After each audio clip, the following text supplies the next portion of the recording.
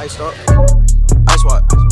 Whoa, whoa, baby, poke it out, poke it out, poke it out. What is up, everyone? Now, before I start the video, I know the screen looks different. Shout out to Mr. Bucks Nation. Some of you may know him, some of y'all may not. He is basically a YouTuber just like I am, but he covers the Tampa Bay Buccaneers instead of the New Orleans Saints. He has a layout just like this. I asked him about it, and he went out of his way and made me one. So shout out to him. It looks amazing. I love it. Go ahead and go subscribe. I'll put his channel link in the description. I know I don't cover the NFC South as a whole as much as I should, so he's a really unbiased look at the Tampa Bay Buccaneers. You can, whenever we go up to play them, you can see their injuries, everything that's going on that may affect the game that is going to be played. So go ahead and subscribe to him. He is a saint for giving me this layout. I really appreciate it, James. He's a good friend of mine. I've been talking to him for a while, so yeah. If you want to go follow some other NFC South creators that aren't pieces of garbage, James, Mr. Bucks Nation, is definitely the first place to go. He's an awesome dude and gave me this extremely amazing layout. So if you want to go thank him for making the videos more watchable, go ahead and subscribe to him. It'll mean a ton to both of us. So the question of the day today, aside from all of that, what are your predictions for this game? I'm going to be changing the question of the day standards because Evan, Mark IV, he had like a community service thing going on yesterday, and it made it apparent to me that it's not fair to do it as the fastest person because everyone has stuff going on. So it'll be chosen at random from now on, but I have to honor what was set in stone before this video comes out. So Saints Lane was the first to respond. He said, yes, I think we can go positive, especially because Sheldon Rankins is coming back soon and Teddy Bridgewater is proving that he can lead this team. So that's definitely a really good take at it. Sheldon Rankins coming back whenever he does is going to help a ton. We have some news on that we're going to be covering in this video as well. So the Saints versus Cowboys preview. Remember, question of the day. What are your predictions for this game? Go ahead and let me know what you think is going to happen. Bold, not bold, whatever. Go ahead and comment down below. So the Saints versus Cowboys preview. This is a very interesting game that we are going to look over. It's a big deal. The Saints are going home for the first time since week 1 to face a very formidable opponent in the Dallas Cowboys. But one thing that hasn't been formidable are the opponents that the Dallas Cowboys have been facing. That's going to be the first thing we're going to talk about in today's video. As you can see, this picture is the Dallas Cowboys lined up against what? The Miami Dolphins. We're going to look at Dallas's opponents because it's quite shocking the players or the teams that they have played to get up to 3-0 at this point. Dallas has played the New York Giants, who have the 31st overall ranked defense in the entire NFL. They beat them 35-17 with Eli Manning. They didn't even have Daniel Jones in, so that's something to look at for sure.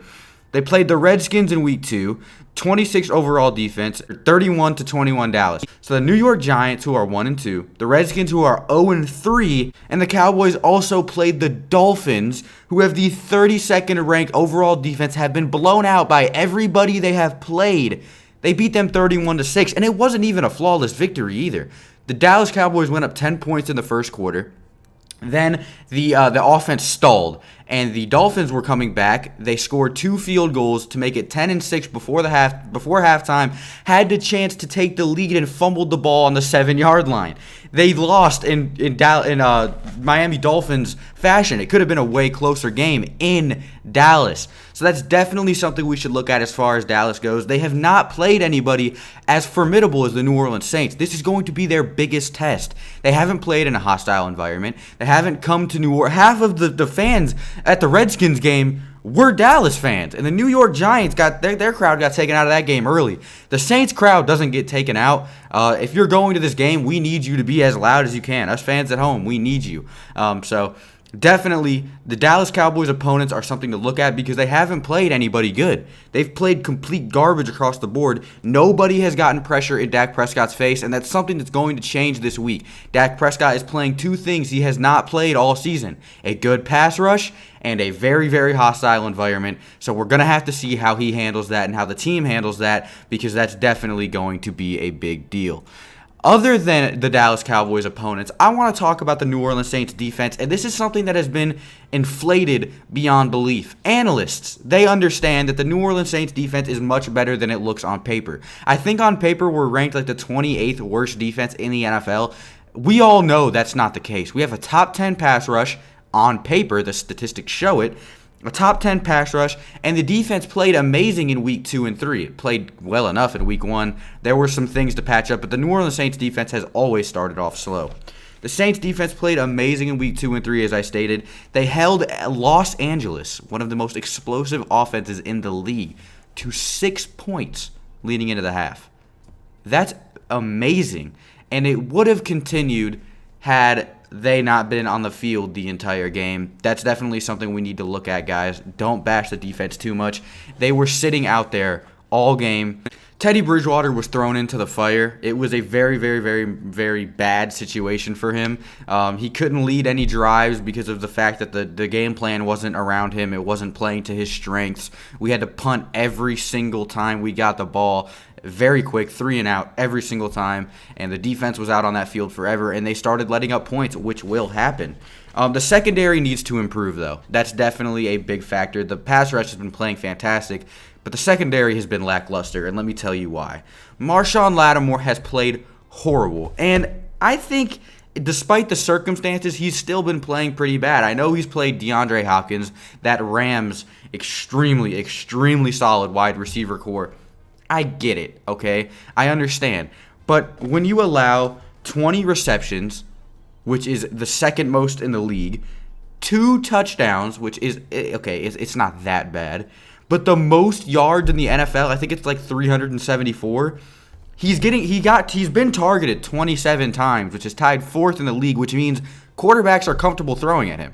They are no longer scared to throw right at Marshawn Lattimore, so that's a problem. He's ranked a 58.5 on Pro Football Focus, which is not as good as we need him to play. P.J. Williams has not played any better. He's allowed 2 touchdowns, 10 receptions, which is shockingly 10 less than Marshawn Lattimore. He's been targeted 15 times, which is also less than Marshawn Lattimore, but still has a 58.4 rating, which is horrible. Now, you see the picture of Eli Apple when I'm talking about the defense. You're probably thinking that I'm going to rip him to shreds, as everybody else has been doing.